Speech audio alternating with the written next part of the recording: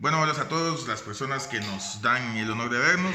El día de hoy tengo el placer, tengo el agrado de estar en compañía del doctor Ricardo Celedón, ex magistrado en la Corte Suprema de Justicia, jurista internacional, ampliamente reconocido, que me ha dado el honor de poder venir hoy a su oficina a conversar con él sobre dos temas. Vamos a iniciar hablando un poco acerca del acto administrativo inexistente, pues, específicamente. Imagino que don Ricardo se referirá a la sentencia 85 de 1993, de entre otras cosas, que es donde casi todos los que nos referimos a acto administrativo inexistente iniciamos.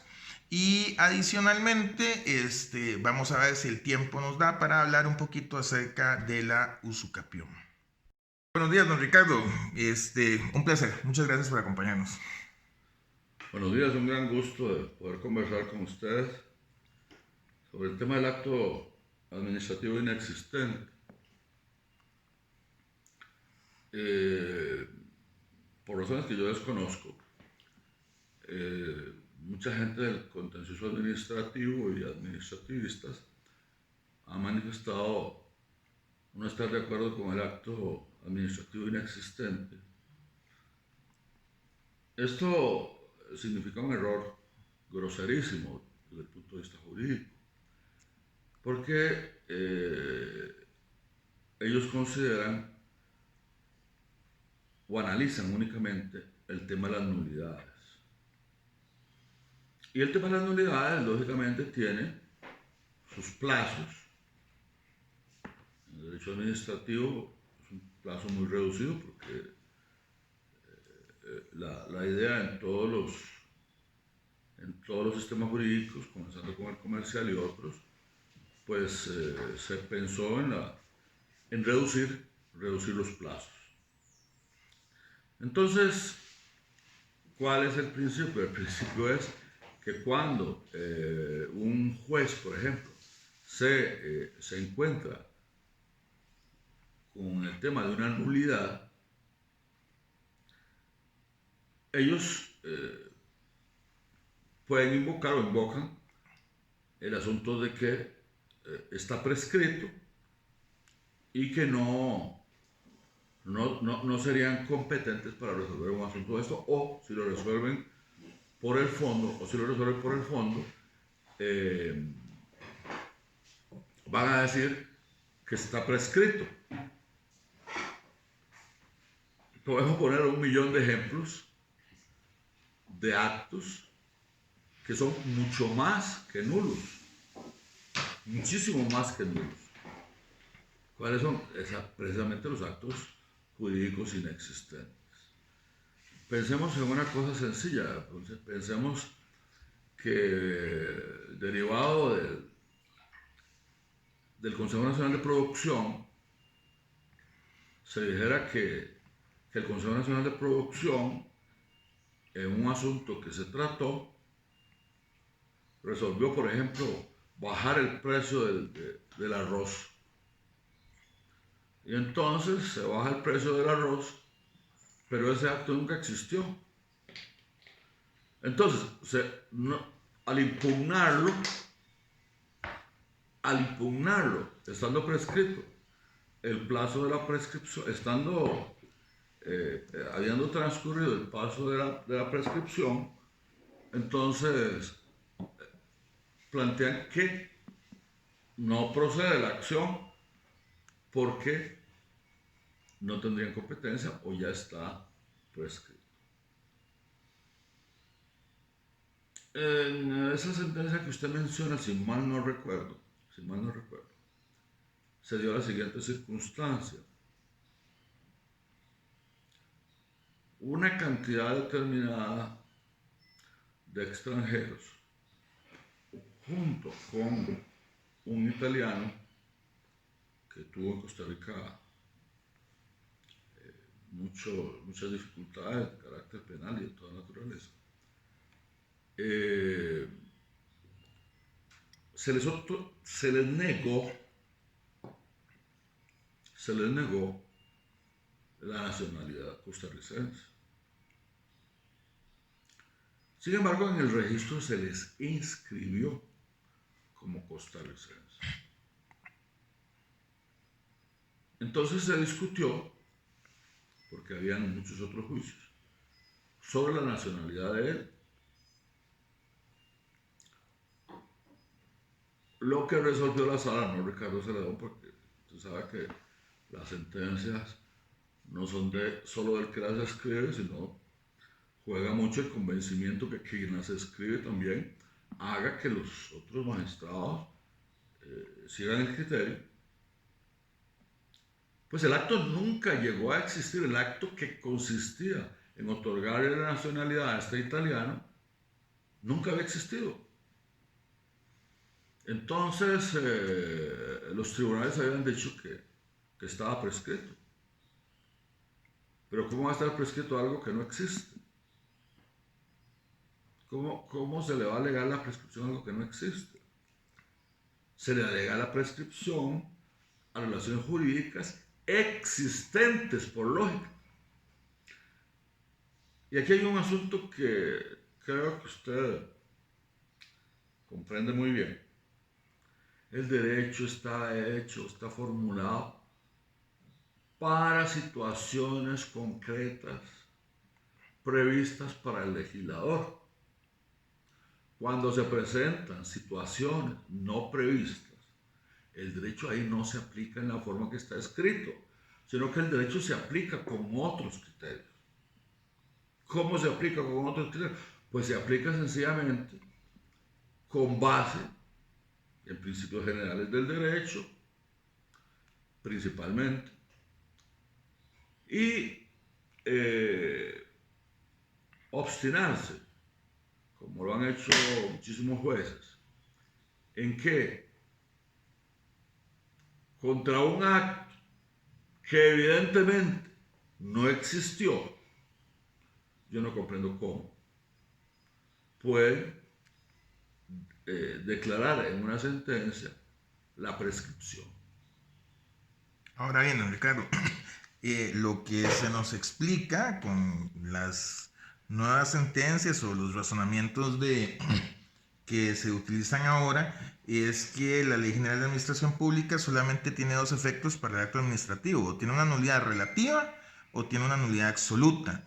Y siempre se insiste que hay que tener una presunción de validez de la conducta administrativa, del acto administrativo. Entonces, no podemos decir que algo no existe porque eso violaría el principio de seguridad jurídica, y por el contrario tenemos que pretender que existe y aplicarle sea la nulidad relativa o la nulidad absoluta. En el 2008, que entra a regir el Código Procesal Contencioso, dice el Código Procesal que el acto administrativo absolutamente nulo, mientras siga dando efectos, va a poder ser perseguido. Entonces, lo que los administrativistas están diciéndome ahora es, bueno, como el acto administrativo nulo sigue rindiendo frutos, ya no hay que acudir al acto administrativo inexistente y podemos atacarlo en cualquier momento. ¿Está de acuerdo usted con esa posición? El punto es este. Es cierto que hay nulidades absolutas y relativas contra los actos administrativos, y así lo prevé la ley. Pero si no existe el acto, es de elemental lógica, pero de la más elemental lógica, que no se aplican los principios de la nulidad absoluta y la nulidad relativa, sino que es nulo per se para siempre. Es decir, que en cualquier momento que se invoque esa nulidad, no está prevista en el código, no importa. El código nada más prevé para los actos existentes. Y para los actos existentes, desde luego que tiene que haber una presunción de existencia. Pero ¿cómo va a haber una presunción de existencia de algo que no existe? Sí, yo comenzaba con una persona y yo le decía, mira, eso es como que si yo te diera un hacha y te mandara a cortar el árbol que nunca se sembró. Sí, claro. o que te mandara a regar las plantas que nunca brotaron. Sí, el hijo que nunca existió. Exacto. ¿Cómo va a heredar el hijo que nunca existió? Sin embargo, entonces, la respuesta que me dan ante esa argumentación, a la cual le atribuyen que es más un contenido filosófico del derecho, es que la Ley General de Administración Pública, don Eduardo Ortiz, también lo soluciona, especialmente del 180 en adelante, cuando habla sobre las competencias, y que ahí encontramos la solución. Yo ponía este ejemplo. Don Rafael Rodríguez va a pedir una licencia comercial a la municipalidad de Curridabat para, no sé, una venta de artículos deportivos, y el misceláneo le emite una licencia, la sella, la firma, don Rafael se viene con una licencia oficial, pero la persona que la emite no tiene la legitimación, no tiene la competencia. O sea, a mi criterio, ese acto jamás pudo haber existido. Y sin embargo, la respuesta que he conseguido es, no, sí, ese acto existe porque don Rafael tiene un documento que dice que existe. Por seguridad jurídica hay que reconocerle su eficacia, y lo que hay que aplicarle es la teoría de las nulidades que conocemos de la Ley General de Administración Pública. ¿Funciona así? El punto está en esto. La misma Ley General de la Administración Pública establece los requisitos de validez del acto administrativo. Si no se cumplen los requisitos de validez del acto administrativo, el acto administrativo es nulo. Pero si el acto administrativo, parece absurdo decir esto, si el acto administrativo nunca existió, presumir que reunió los requisitos establecidos por la ley, sencillamente porque no se combatió en tiempo la nulidad, y la nulidad consolidó, es decir, el tiempo consolidó ese acto, eso no es así. Si nos vamos al derecho civil, para decir la madre o el tronco común de todo el derecho, y estudiamos la prescripción, bueno, existen los dos tipos de prescripción, ¿verdad? La prescripción negativa y la prescripción positiva. Para efectos de la prescripción negativa, estamos hablando de, volvemos al tema de las nulidades. Y el hecho de que haya pasado el plazo no necesariamente significa que algo nulo absolutamente no pueda ser perseguido. Por ejemplo, hay muchos casos. Hay casos en que se han levantado, pensemos, títulos de información posesoria sobre la zona marítimo terrestre, que es absolutamente inalienable. Si no existe la usucapión, si digamos no se llegara a demostrar de que eso no solo es más viejo, es decir, el título no es solo más viejo que la ley de la zona marítimo terrestre, sino desde la existencia misma de la ley de la zona marítimo terrestre, que fue después de 1825, pues la acción del Estado para plantear la nulidad de ese título es para toda la vida. ¿Por qué? Por la naturaleza del bien imprescriptible.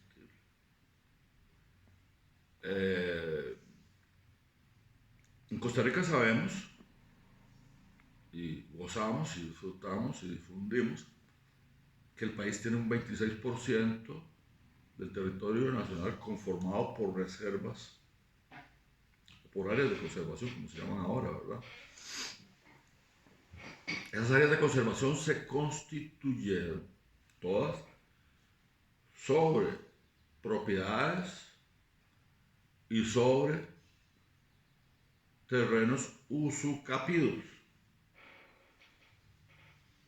Entonces, en todos los decretos constitutivos de la reserva se establece que para todos los propietarios y para todas las personas que hubieran usucapido, es decir, que hubieran tenido derechos de propiedad por la prescripción adquisitiva 10 años antes de la constitución de la reserva o área de conservación, tienen que ser indemnizados. ¿Qué ha sucedido? Bueno, sucedió lo siguiente. En inmensa cantidad de casos, el Estado nunca indemnizó. Por la ley forestal, los propietarios y poseedores no podían realizar ningún tipo de actividad, ni agrícola, ni comercial, ni de ningún tipo. Si no se puede crear una pulpería, no se puede, desde luego, cortar madera. Ese era el sentido, que no se podía talar, pero tenían que indemnizar a quienes fueran propietarios. En casi todas, por no decir en todas, en casi todas las reservas y zonas de estas, la solución tiene que ser una compra que es más, tiene que ser más barata que una expropiación o que ir a un contencioso administrativo.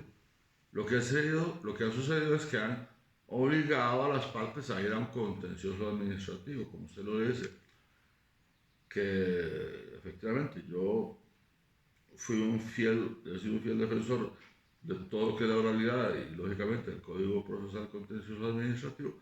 Creímos que se iban a resolver los asuntos. Desde luego que no se resuelven los asuntos. Los asuntos tienen 10 y más años, es decir, desde la creación del Código, y no se resuelven los asuntos. Y la Procuraduría, con una posición férrea de negarle los derechos a todas las personas. Si yo soy propietario, en buena teoría, si yo soy propietario y se da una situación de estas, la doctrina lo conoce como una expropiación de hecho. Y de acuerdo con la jurisprudencia italiana, existe la prescripción de hecho cuando las limitaciones son tan grandes que afectan el núcleo central de la propiedad. Entonces, si se dictó un decreto que declara toda una área de 100.000 o 300.000 hectáreas, una zona protectora o un área de conservación,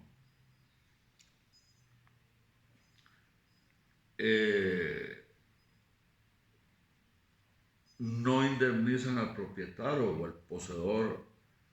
poseedor usucapiente, ahí hay una expropiación de hecho. Y si el Estado masivamente va a negarle a las personas la existencia de ese derecho, alegando dos cosas. Una, la caducidad. La caducidad, ¿por qué? Porque no reclamó entre los 2 años de la constitución de la reserva que tenían que pagar. Eso no es caducidad.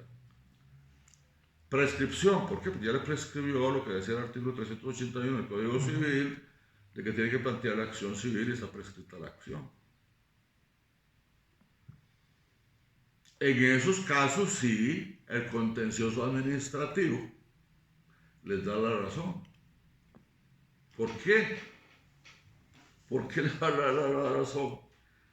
En contra de personas de buena fe que no tenían la mínima idea desde cuando son propietarios, a lo mejor desde 1940 o 30 o el siglo anterior, que una ley posterior iba a llegar, los iba a afectar, una norma como es el decreto les va a afectar, y posteriormente le van a decir que no hizo el reclamo en tiempo. Correcto. Eso es una cosa realmente absurda. Entonces, como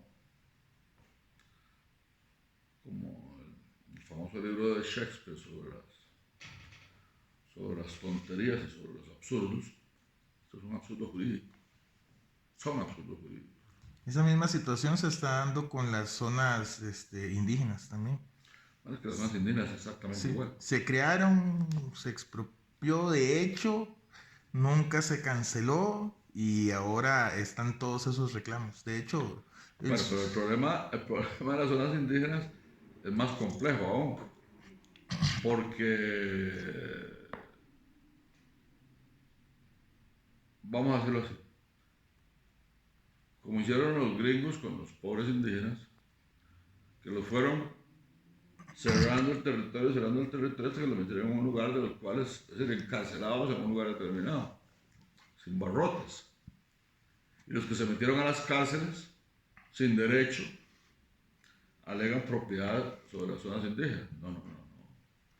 Los que se metieron posterior a la reserva indígena, los que se metieron después, o digamos, menos de 10 años antes a la reserva indígena, también su derecho es inexistente. Exacto. Porque no pueden usucapiar ni ser propietarios en una zona inalienable como se declaró en las reservas indígenas. Estoy de acuerdo. Claro. Entonces, se creó una institución sumamente pobre, como la CONAIE, posiblemente debe ser la institución más pobre del país, CONAIE, sí. que jamás ha tenido recursos para comprar o para pagar. Bueno, ya ese es un capítulo atrás. Es un capítulo atrás. No, pero ¿cómo van ahora a que haya no indígenas, por no decir blancos, que haya no indígenas que alegan derechos de propiedad cuando nunca los han tenido, aunque tengan ganado y tengan la finca y tengan, no tienen derecho a propiedad? Totalmente. Y no tienen derecho a quitarle las propiedades a los indígenas. El problema también, que es muy difícil de comprender para quien no maneja estos temas, es que los indígenas no tienen el concepto que nosotros tenemos de la propiedad. Nosotros tenemos un concepto napoleónico de la propiedad, que es un derecho absoluto, sagrado, inviolable, no sé qué montón de historias. Pero los indígenas están aquí antes del Código de Napoleón. Entonces, los convenios internacionales, como el convenio 139 de la OIT, establecen protecciones más allá de la protección meramente legal, no solo para los indígenas, para los que están allá en el Ártico, para todas estas gentes, para todas estas etnias, que debe darse una protección. Imaginémonos el absurdo de que con la visión costarricense alguien le pidiera, digamos,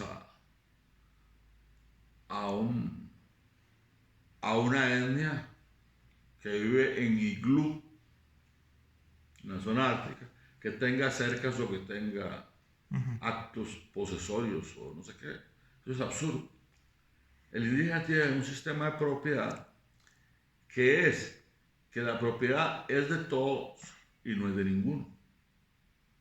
Es decir, el indígena no tiene límites con otro indígena, no todos son propietarios de todo y nadie es propietario de nada. Es decir, hay una posesión de la totalidad, un ejercicio de la propiedad de la totalidad, que nada más se ubican en pequeñas partes para sembrar lo poco que tienen, y por eso su pobreza. Entonces no podemos llegar con un imperialismo napoleónico a aplicar normas absolutamente inaplicables, ¿verdad? Sí, excelente. Don Ricardo, para aprovechar un poco más de su sabiduría, estos coloquios por lo general no son vistos por abogados. Los seguidores que yo tengo pues son gente que necesita los servicios de abogados, entonces por lo general no manejan conceptos. Y ya que usted habló de la usucapión, hablamos de usucapión civil y usucapión agraria. Tal vez sí, lo más simple posible para explicárselo a las personas la diferencia entre ambas. Bueno, la posesión, como usted muy bien sabe y conoce, es un tema que todavía no es comprendido. Los dos grandes monumentos jurídicos, como fueron Savigny y Hering, son los máximos exponentes de estas teorías. El ridículo es que uno enseña estas teorías y los estudiantes creen que hubo una discusión entre Hering y Savigny. No. Cuando Hering escribe, Savigny estaba muerto. Estaba muerto. ¿Cuál es la diferencia desde el punto de vista más sencillo? Más sencillo. La diferencia es que Savigny planteaba que para que existiera la posesión se requería el corpus y el ánimos. Eso es lo que explicamos nosotros. Y que Hering lo que quería era el ánimos, el corpus. Pensémoslo en estos términos. Yo tengo un lote en una zona urbana. El lote no tiene ni cerca ni absolutamente nada. Y no se puede aplicar las mismas normas a ese lote que a una propiedad productiva.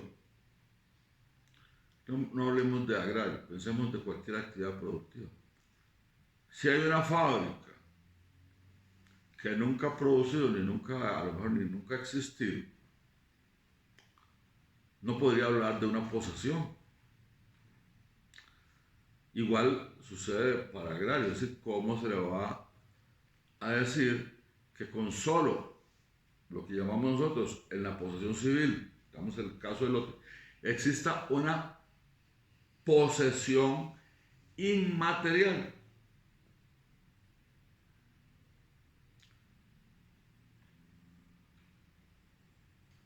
Posesión inmaterial es yo poseo algo que no tengo, que a lo cual no hago nada, ahí está.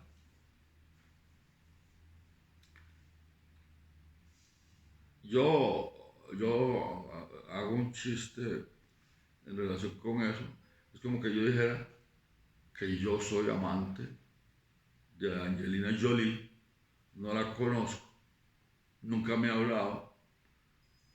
Es más, me imagino que nunca tendré acceso a poder conversar con ella. Yo la adoro, estoy enamorado de ella, lo que sea. ¿Cómo voy a decir que por mi enamoramiento, por mis locuras, yo tengo una relación con ella? Es decir, la relación deriva de actos presenciales, ¿no? Y en este caso del amor, que deberían de ser correlativos, ¿no? Bueno, entonces, entre la posesión civil y la posesión agraria, es que en la posesión agraria, ¿cómo se trata?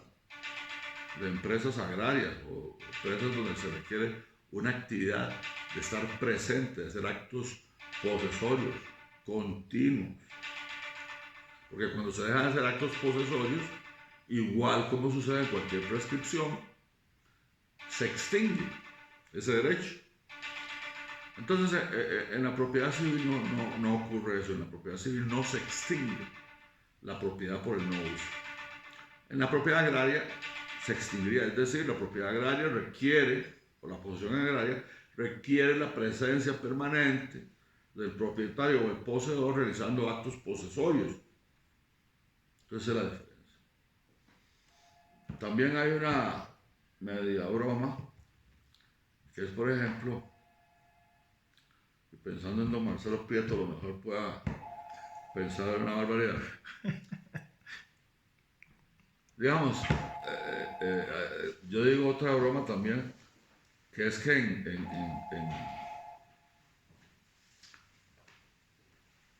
se habla de la ciudad de los rascacielos, que es Nueva York, de la ciudad de las luces, que es París, etc. Y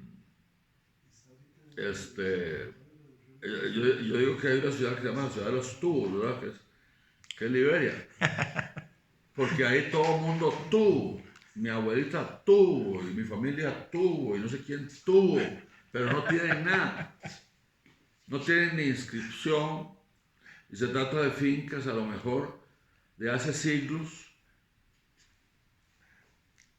que fincas levantadas sobre a lo mejor cédulas reales que están en la imaginación de la gente.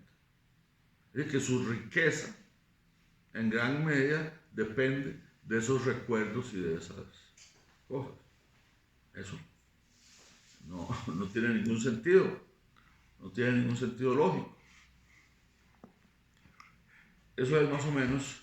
Ese término de la ciudad de los tubos está genial. Por eso, mientras no salgan alguien como...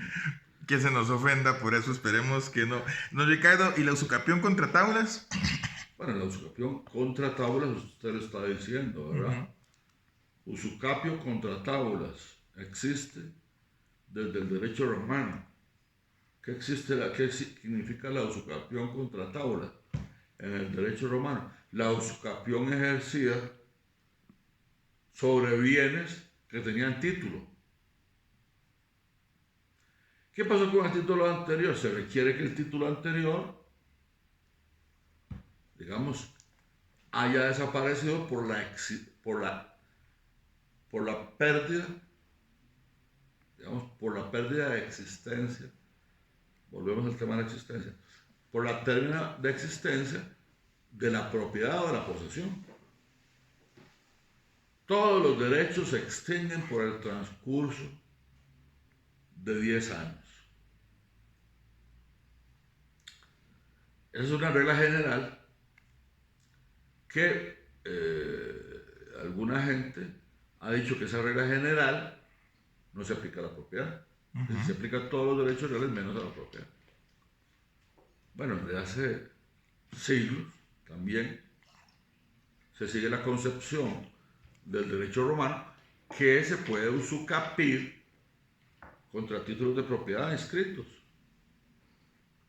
o títulos de propiedad provenientes de muy antiguo. Para repetir, es una expresión del derecho romano, expresión latina del derecho romano. Sí, la familia Venegas, con una cédula real, con un título expedido, quiere decir antes de 1800, bueno, a caballo bueno, después del descubrimiento de América, después de la misma existencia de Costa Rica como república en 1821, si ese título se dejó abandonado, y llega otra persona, extinguido el derecho, aquel de la propiedad, y usucape, esa es la usucapión contra tablas. Yo les pregunto a las personas que dicen que no existe la usucapión contra tablas, que se informen bien en el Catastro Nacional, para que vean cómo los planos existentes superan sobradamente el territorio nacional. Es decir, que los planos levantados sobre Costa Rica pasan a Nicaragua, pasan a Panamá, pasan al Océano Pacífico y al Océano Atlántico. ¿Por qué es eso? Porque hubo extinciones del derecho en muchas partes. Yo hice un trabajo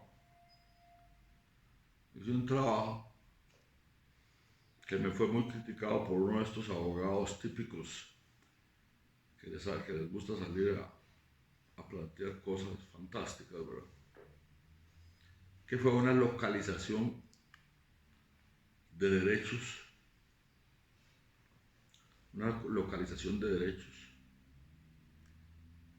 sobre los 150 metros de la zona inalienable de los 50 metros y la otra zona que no es inalienable, Entonces yo hice un estudio de todos los derechos que provenían de una persona X y pasamos de ese derecho a cédulas reales, inclusive a los censos que se hicieron en las épocas allá en que Guanacaste pertenecía, perdón, hablamos de Guanacaste, en que Partido Nicoya. el partido Nicoya pertenecía a Nicaragua, que es la parte nada más de la costa. No es como dice el señor Ortega, que el Guanacaste no, Una franja. Una franja. Entonces se llegó a determinar con un estudio de más de 250 años para atrás, que mucho antes de la creación de los baldíos nacionales en Costa Rica, mucho antes de la creación de los baldíos nacionales en España, después de las Cortes de Cádiz, entonces yo llegué, hice todo el estudio, hicimos una localización de derechos, se inscribieron 10 hectáreas, claro. Las críticas que no fueron estrictamente jurídicas, sino que fueron sobre todo personales y que nunca me di el tiempo de contestarlas, era de una persona que fue mi profesor de Derechos Reales, ¿verdad? Que tiene la mentalidad cerrada, y él hablaba de la nulidad de esa inscripción. Nunca la pudieron anular. ¿No?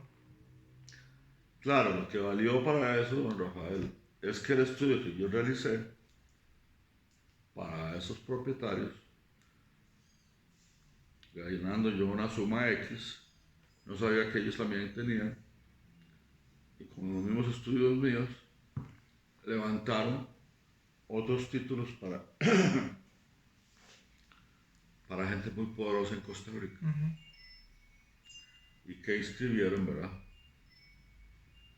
Que uno no puede alegar como abogado ahí los derechos, digamos, la propiedad intelectual y nada de eso, ¿verdad? Y bueno, sin que ganara yo un 5 se inscribieron otras más, ¿verdad? Entonces, volviendo al tema central de lo que usted me plantea,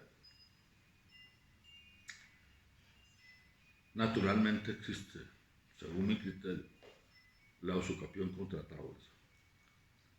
Pero ese ejemplo, don Ricardo, es genial. O sea, a mí me ha tocado trabajar sobre su trabajo, sobre ese trabajo que usted hizo. ¿Ah, sí? Sí, claro, porque yo llegué muy goloso a cierta municipalidad, que usted sabe en dónde está ubicada, para que no digamos los lugares. Y yo dije, aquí voy sobre zona marítimo terrestre, aquí voy a cobrar canon, aquí vamos a cobrar un montón de asuntos, ¿verdad? Y empiezo a investigar, porque obviamente no pagaban canon ni nada, yo estoy llegando a conocer el asunto. Y cuando empiezo a enterarme por qué no se paga canon, ¿verdad? Y por qué todo lo demás. Y pues sí, entonces ahí me tocó conocer su trabajo, ese muy buen trabajo, o sea, realmente no hay nada que criticar, eso es el trabajo del abogado, ese es el trabajo del abogado. Para concluir, don Ricardo, porque le hemos robado suficiente tiempo, ¿existe entonces el acto administrativo inexistente? ¿Existe? No existe. No existe. Exacto, no existe. Y le agradezco la información sobre el usucapión, es un tema que da para hablar muchos. Perdón, hicimos un juego para la verdad. No, en matemáticas es así. El acto administrativo, es decir, hay actos que nunca llegaron a existir. Exacto. Sí. No es que existe el acto administrativo negativo, no. Se puede declarar el acto administrativo inexistente porque nunca nació la vida jurídica. Y si nació, pensemos, a través de un acto que el ordenamiento jurídico incluso sanciona con nulidad, hay otras nulidades diferentes de la nulidad absoluta y relativa. ¿Cuáles son? Las nulidades de lo inexistente. El inexistente, correcto. ¿Cómo va uno? ¿Cómo va uno? Sí. Mi querido amigo, ¿cómo va uno a aplicar el derecho para principios para los cuales no estuvo pensado ese derecho? Exacto. Si usted me dice cómo se hizo la Ley General de la Administración Pública, que yo tuve una gran amistad con Eduardo Ortiz y conozco mucho, pues se copian de todas las leyes que existen y se dicen cuáles son cuando está el caso de la nulidad absoluta y relativa. ¿Será necesario para estos jueces, porque eso es lo que uno no comprende, será necesario para estos jueces una reforma a la ley que diga que lo que no existe, no existe? Yo hace poco hacía una crítica de que la academia me está tirando a abogados ahora que necesita que diga con punto y coma las cosas, porque acudir a los principios del derecho y acudir a la lógica jurídica y acudir a la construcción jurídica cada vez es menos. Me parece que es hacia donde usted también está perfilando, ¿verdad? En todo caso, les recuerdo que el doctor Ricardo Celedón es abogado litigante en Derecho Civil, Agrario, Contencioso Administrativo, Procesal, ex magistrado de la Suprema Corte de Justicia, jurista de reconocimiento internacional, localizable al 2271-4612 y 2271-5438 y al email ricardo.celedon@hotmail.com. Don Ricardo, muchas gracias, muy buenas tardes. Gracias.